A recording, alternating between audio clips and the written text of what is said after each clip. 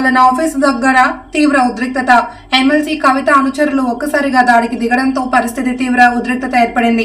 Gun man కాల్పులకు దిగి కవిత అనుచరులను అడ్డుకున్నాడు. భారీగా పోలీసులు తీన్మార్ మల్లన కార్యాలయానికి చేరుకుని పరిస్థితిని అదుపు చేస్తున్నారు.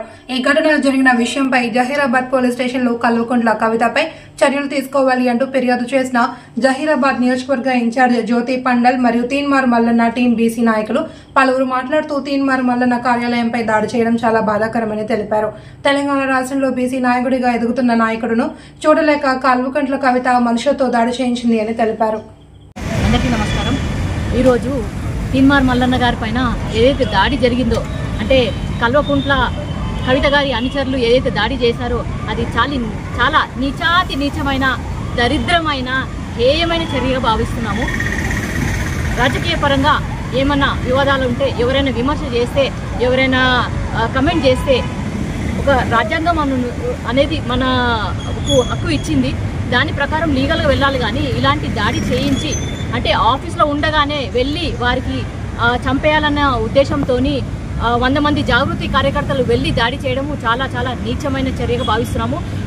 ఇదే ఫస్ట్ టైం కాదు. ఇంతకుముందు కూడా బీఆర్ఎస్ హయాంలో కూడా ఈ దొరల అహంకారంతో ఏదైతే తీన్మార్ మల్లన్న గారి పైన దాడి చేస్తున్నారో అది మేము తీవ్రంగా ఖండిస్తున్నాము. ఎందుకనంటే ఫస్ట్ బీసీల పైన గొంతుని లేవనెత్తింది తీన్మార్ మల్లన్న గారు. ఇప్పుడు బీసీ అంటే తీన్మార్ మల్లన్న గారే, అంతేగాని ఏదో మధ్యలో వచ్చి ఇప్పుడు బీసీల కోసం నేను పోరాడుతున్నాను, ఢిల్లీలో వెళ్తుంది ఆమె మహిళల కోసము మాకు రిజర్వేషన్ తీసుకురాలని 1 గంట పోయి అక్కడ పోయి ధర్నా చేస్తుంది. మా మోదీ గారు ఇప్పుడు రిజర్వేషన్ 33% రిజర్వేషన్ ఏదైతే మహిళల కోసం తెచ్చారో ఆ తెచ్చిన తర్వాత నేను పోరాడితే వచ్చిందని అంటది. మళ్ళీ ఇప్పుడు 42% రిజర్వేషన్ బీసీలకు వచ్చింది అని అంటే నేను పోరాడితే వచ్చిందని అంటది. ఈమె ఎవరండి అసలు నాకు అర్థం కాదు. మధ్యలో వచ్చి నేను బీసీల కోసం పోరాడుతున్నా, మహిళల కోసం పోరాడుతున్నా అని చెప్పేసి ఇలా చెప్పుకుంటుంది అన్నమాట. సో ఆమె ఏదో రాజకీయ పరంగా ఆమె సీఎం కావాలని చెప్పేసి ఇలాంటి చీప్ ట్రిక్స్ ప్లే చేస్తుంది. కావున ఇలాంటివన్నీ ఇలాంటి చీప్ ట్రిక్స్ అన్ని ప్రజలు గమనిస్తున్నారు. కావున ఇలాంటి నీచమైన దాడులకు పాల్పడి తన పరువు తీసుకోవద్దని చెప్పేసి బీఆర్ఎస్ వాళ్ళ అహంకారం చూపించొద్దని నేను కోరుకుంటున్నాను. అలాగే ఇలాంటి చీప్ ట్రిక్స్ చేస్తే ఇలా ఎవరు నమ్మేవాళ్ళు లేరు. ప్రజల్లో చైతన్యం వస్తుంది, బీసీలలో చైతన్యం వస్తున్నది.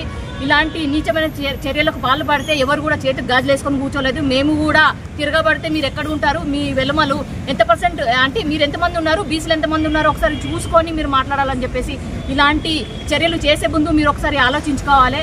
మా బీసీల్లో కనుక కోపం వస్తే మేము తిరగబడితే మీ పరిస్థితి ఎలా ఉంటుందో మీరు ఒకసారి ఆలోచించుకోండి. కావున మళ్ళీ ఇంకొకసారి తీన్మార్ మల్లన్న గారి పైన కానీ తీన్మార్ మల్లన్న గారి పైన ఇలాంటి దాడి చేస్తే యావత్తు బీసీల పైన దాడి చేసినట్టుగా మేము భావిస్తున్నాము. మేము తీవ్రంగా ఖండిస్తున్నాము.